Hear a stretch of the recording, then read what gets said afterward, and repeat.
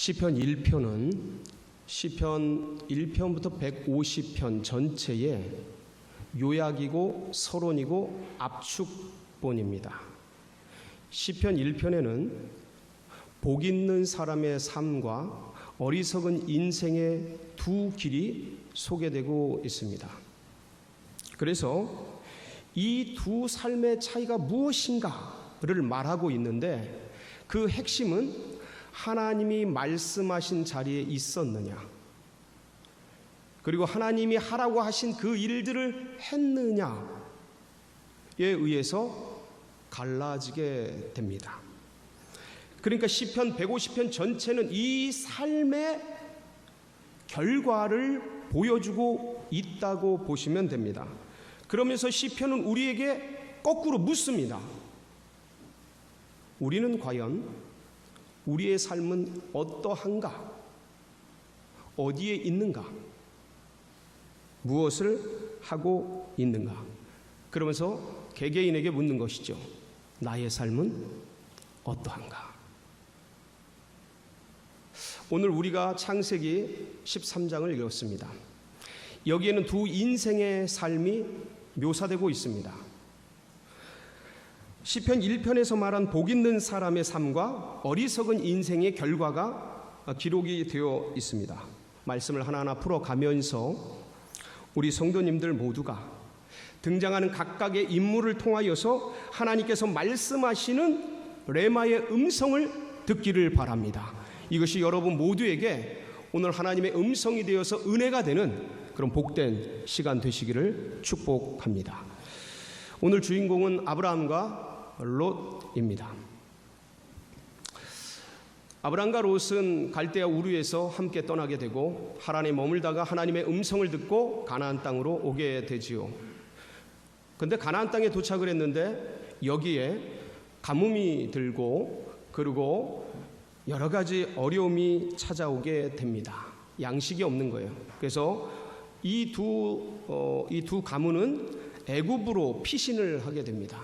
애굽으로 피신을 하면서 거기서 아브라함의 부인이었던 사라에게 이렇게 얘기를 합니다. 내려가면 이 애굽 사람들이 우리를 죽일지 모르니까 당신을 부인이라고 하지 않고 누이라고 합시다.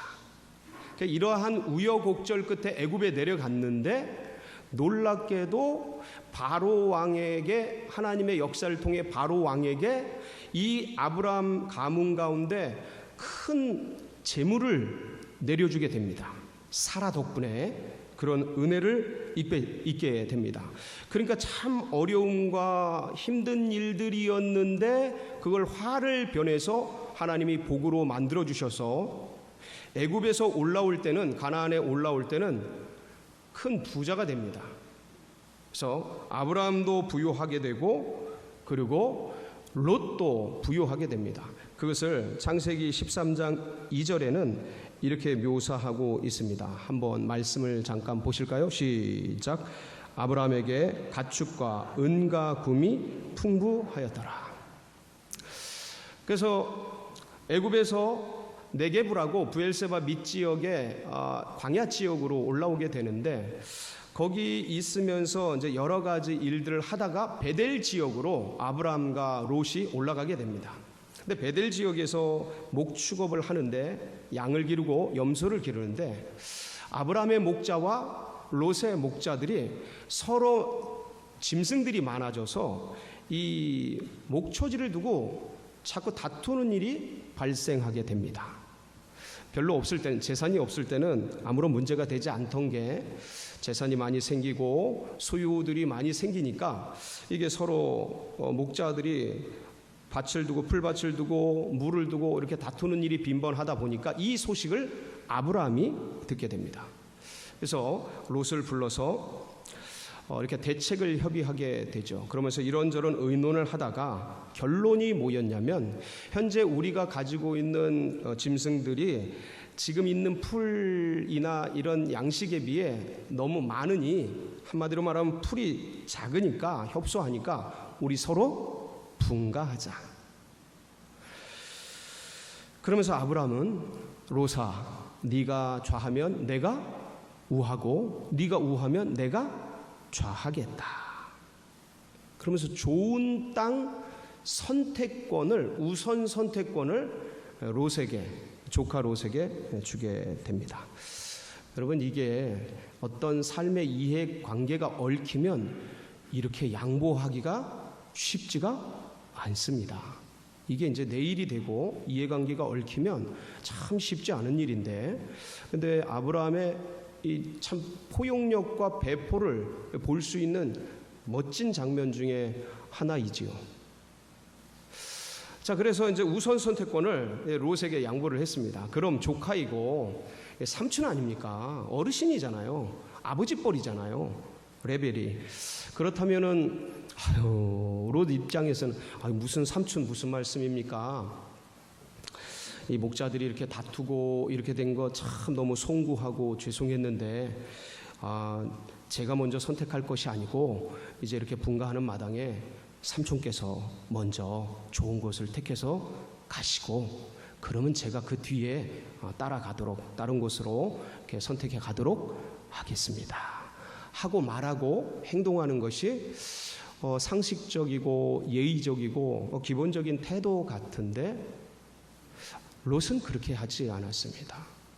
아브라함이 좋은 곳을 택해 가라 라고 말할 때에 롯은 마치 기다렸다는 듯이 눈을 들어서, 오늘 이제 본문 말씀에 보면 창세기 13장 10절인데 한번 롯의 모습을 읽어보도록 하겠습니다. 시작.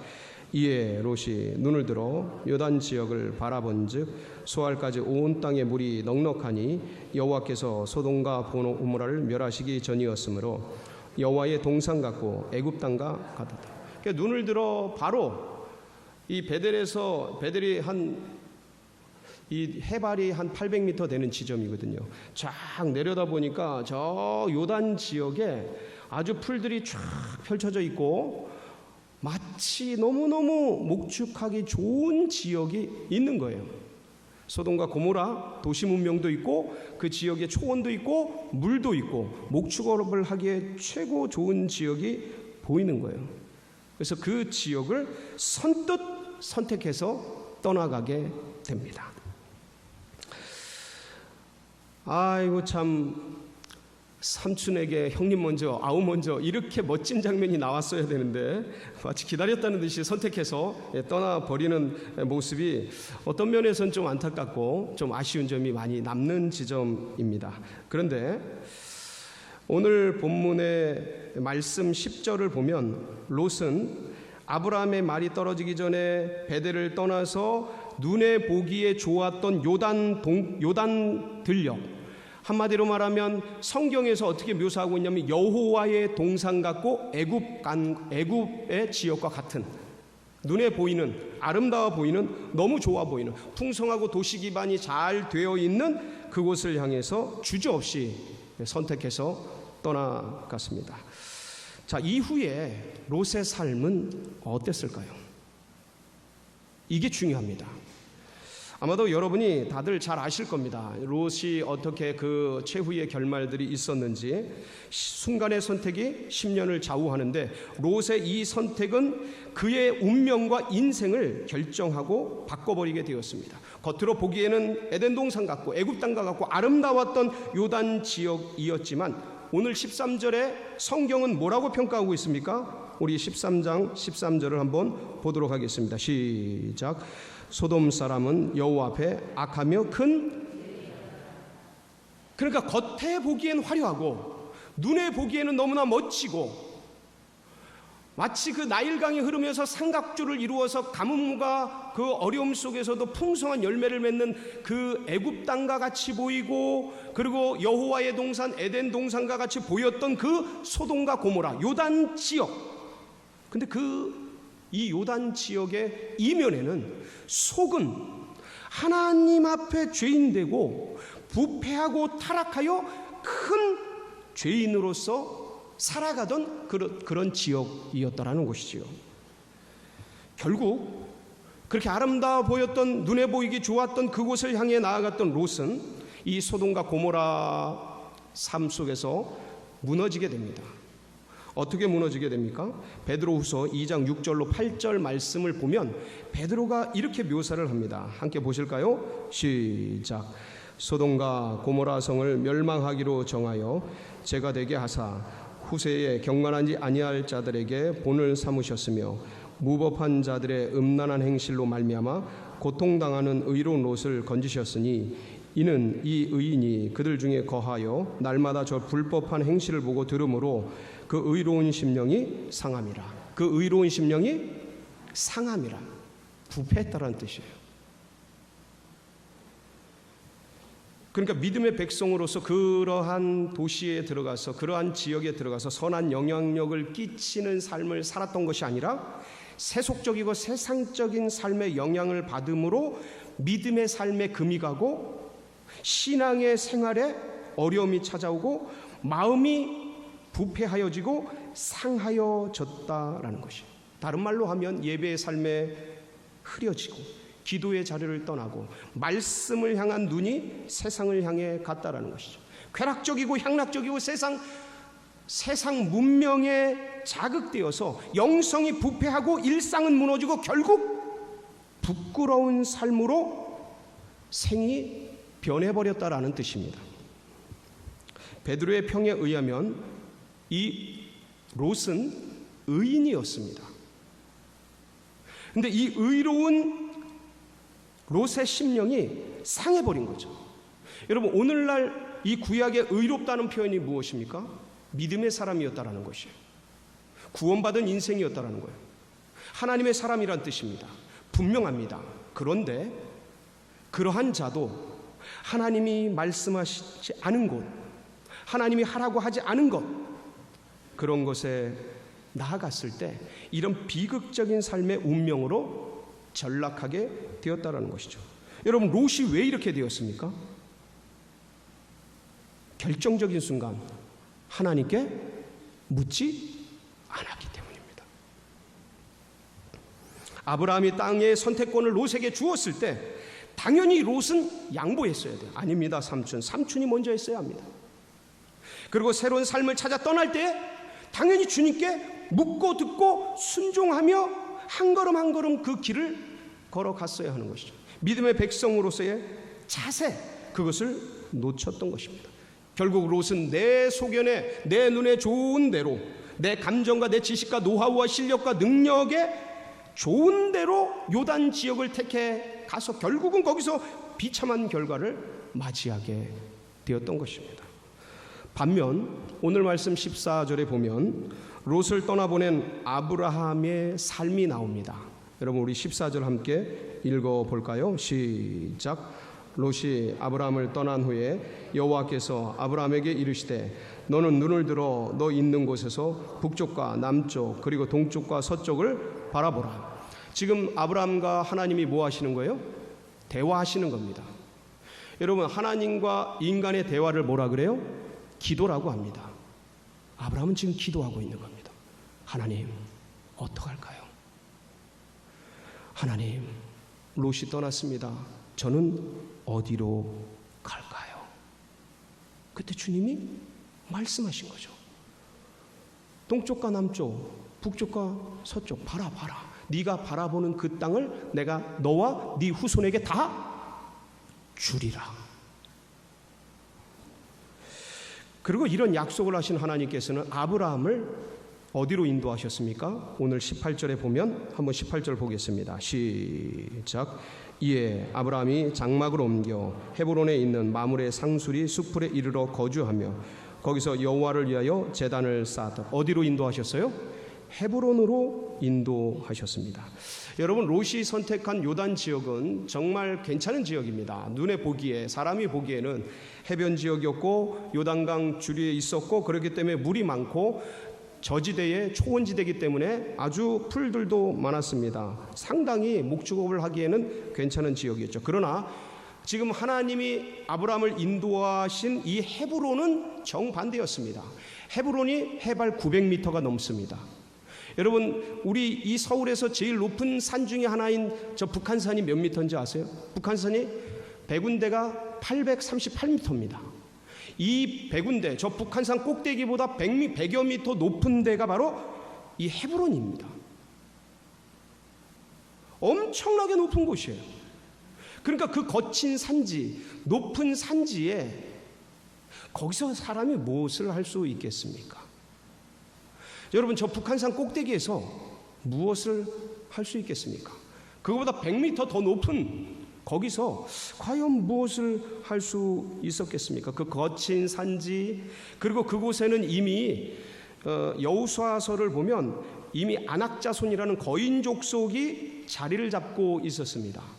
한번 볼까요? 여호수아서 14장 12절 15절에 보면 갈렙의 고백 속에서 이 산지가 얼마나 위험한 산지인지가 나오는데, 시작. 그날에 여호와께서 말씀하신 이 산지를 지금 내게 주소서.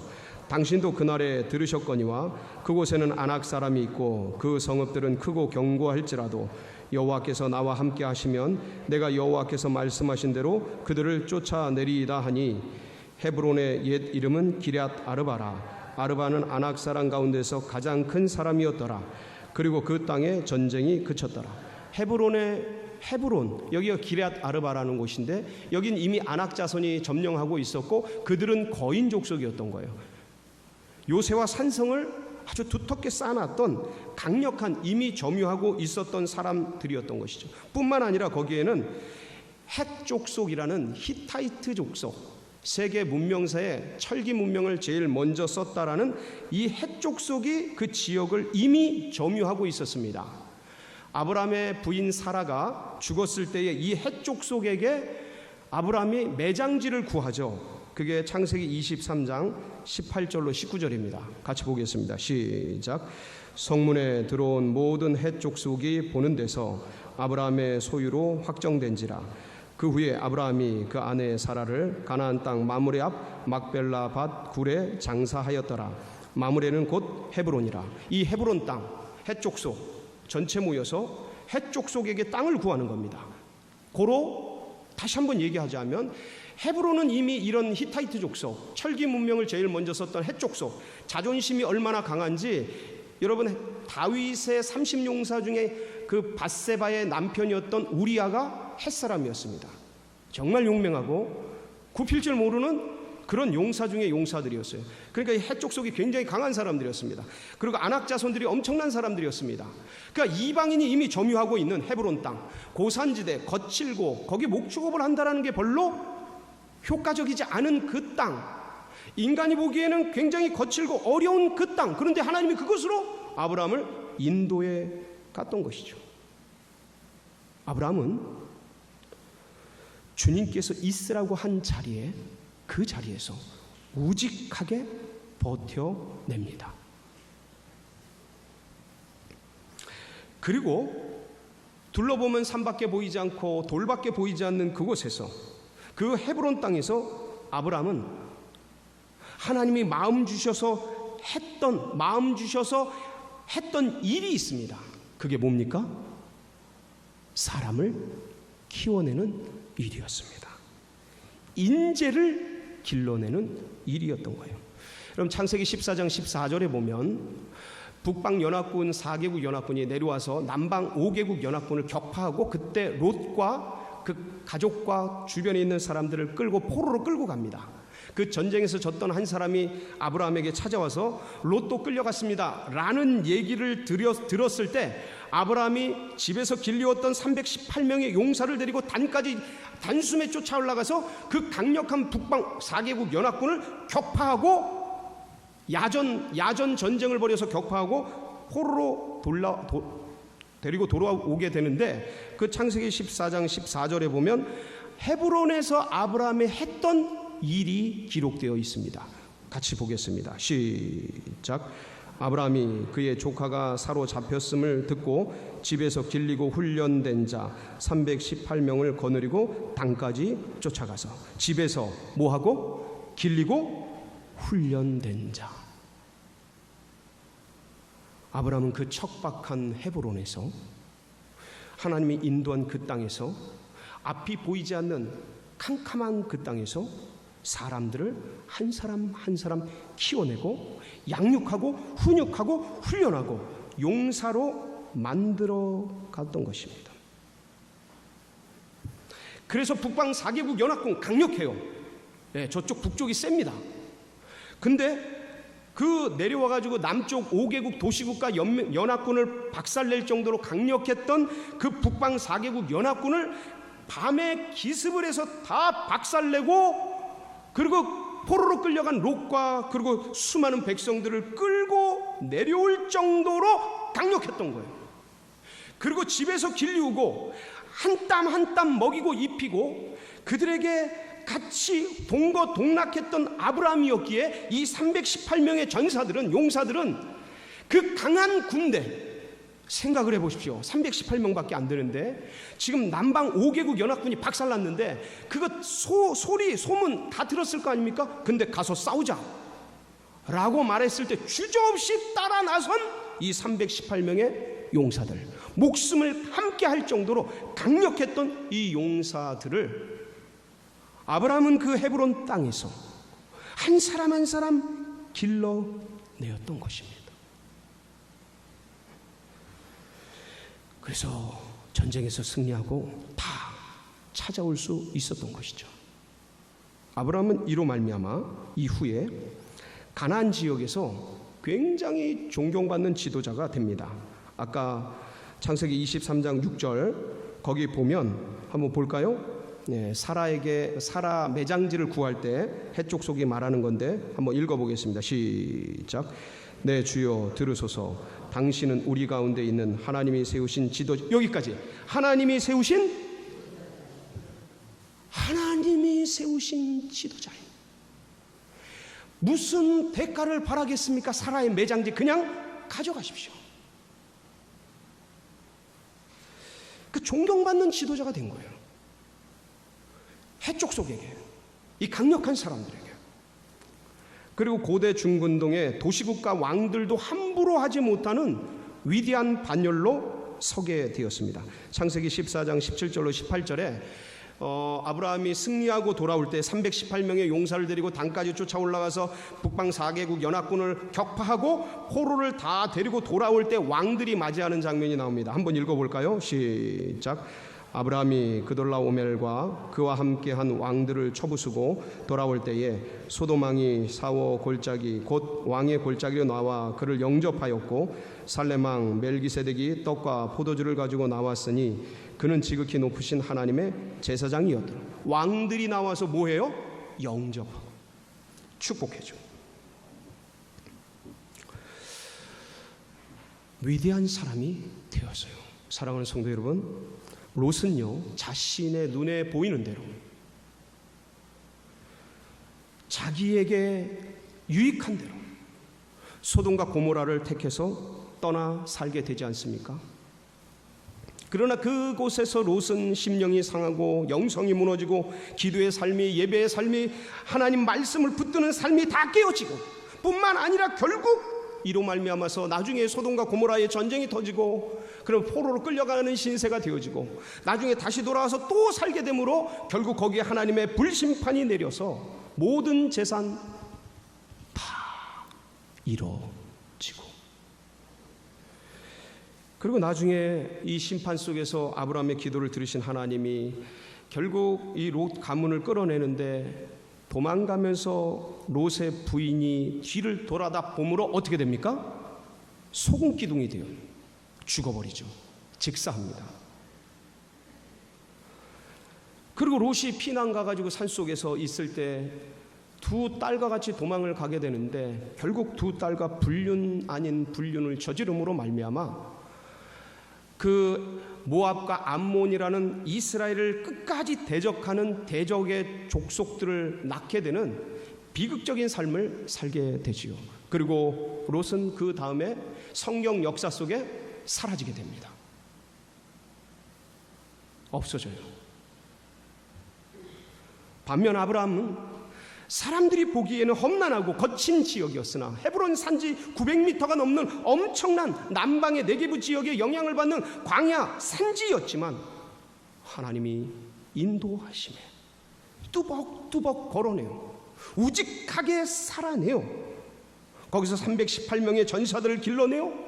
하나님의 영광을 드러내고 하나님 나라가 어떤지를 수많은 사람들에게 보여주며 당신은 하나님이 세우신 지도자이시니 라는 칭호를 들을 수 있는